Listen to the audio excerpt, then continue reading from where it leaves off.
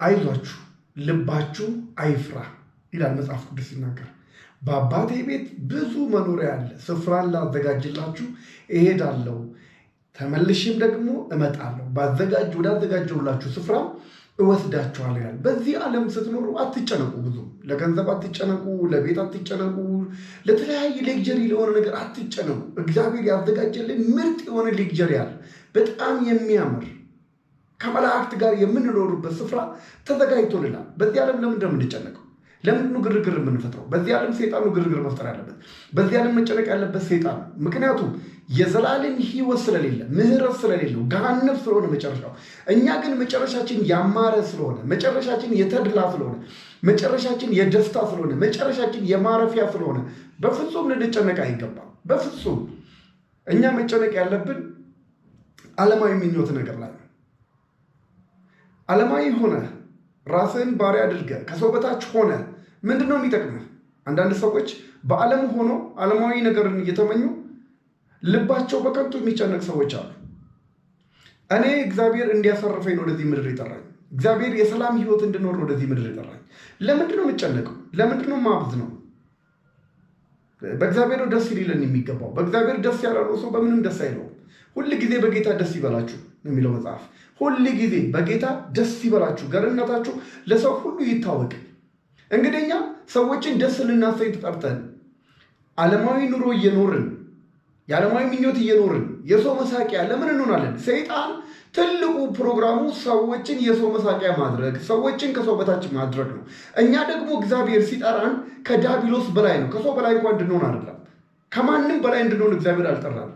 እኛ ከማንም የማናስ የእግዚአብሔር ባህሪ ያለን መለኮታዊ ባህሪ ያለን ልክ እንደ እግዚአብሔር ሆነን መኖር እንድንችል የተፈቀደልን ሰዎች ነን። እግዚአብሔር ወደዚህ ምድር ሲጠራን ምድርን ውብ አድርጎ አሳምሮ ወተትና ማር የምታፈልቅ ፍጥረትን ሰርቶልን የሰጠን፣ ወርቅና የተለያዩ አበባዎችን በእኛን ሻይን ሊያደርጉ የሚጠበቅባቸው ነገሮችን ፈጥሮ ነው ወደዚህ ምድር የጠራን። እኛ ግን በተለያየ ነገር ተስፋ ስንቆርጥ እናያለን። መጠጥ ላይ፣ ሱስ ላይ፣ በቃ መጨረሻ የሰው እጅ ማየት፣ መሰደብ፣ መዋረድ፣ ይህን እንደ ክብር የሚያይ ሰው አለ። ክብርህን መጠበቅ የምትፈልግ ከሆነ ሆድህን ጥላው። አንዳንድ ሰው ስለ ራሱ ምንም አይመስለውም። ሲዋረድ ይደነግጣል፣ ሲሰደብ ይደነግጣል። በዚህ አትፍራ፣ በዚህ አትፍራ። አንተ ለተዋረድከው ፍራ። አንተ ከሰው በታች ለሆንከው ፍራ። አንተ መጨረሻ ለማያምር ለአንተ ፍራ እንጂ ሰው ምን ይለኛል አትበል። ሰው ምን ያደርገኛል አትበል። ሰው ምን ያደርገኛል፣ ስለ ሰው ምን አገባኝ? አዎ እውነት ነው። ስለ ሰው ምን አገባ? ሰው ምንም አለ ምንም አላለ ምንም አይመጣብህም። ነገር ግን አንተ ሰው እንዳይልህ የምትሆን ሰው ነህ ወይ? አንዳንድ ሰው ራሱን እያዋረደ ራሱን ዱቄት እያደረገ ሰው ምን አገባው ስለኔ ይላል። ሰው ምን አገባው በእኔ ስለኔ የምትለው እኮ የወደቀ ማንነት ስላለህ እኮ ነው። ራስህ ስለነገር አእምሮ እኮ ነው የሚነግርህ። ተስፋ የቆረጥክ የማትረባ ሰው እንደሆንክ አእምሮ እየነገረ ስላለ ነው ሰው ምን ያመጣል የምትለው። ለምንድን ነው ኑሯቸውን ቀጥ አድርጎ የሚመሩ ሰዎች ለምን ሰው ይፈራሉ? ለምን አንገታቸውን ይደፋሉ? ሰው ፈርቷል ለማንገታቸውን የሚደፉት የተሻለ ህይወት እየኖሩ ስላሉ። የሚፈሩት ሰው አሰቃቂ ህይወት ስለሚኖር ለዛ ነው የፈሩለት።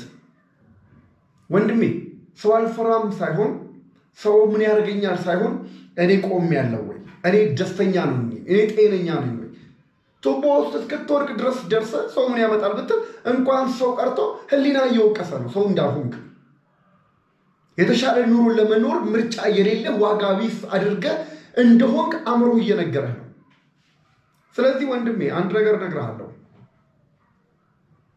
ዓለማዊነት የአራዳ ልጅ መሆን ቦርኮ የሚያደርግ ከሆነ አራዳ ልሆን ይቅርብኝ፣ ፋራ ልሆን። ፋራ መሆን ውብ የሚያደርግ ከሆነ፣ ፋራ መሆን መልካም አእምሮን የሚሰጥ ከሆነ፣ ፋራ መሆን መልካም ቤተሰብን የሚመራ ከሆነ እኔ ፋራ ሆኜ ልቀር። ወንድሜ ፋራ መሆን ከአራዳ ጤናማ ህይወት ለመኖር መሰለኝ በዚህ ምድር ላይ የምትኖረው። ጤናማ ህይወት ለመኖር መሰለኝ ስራ የምትሰራው። ፋራ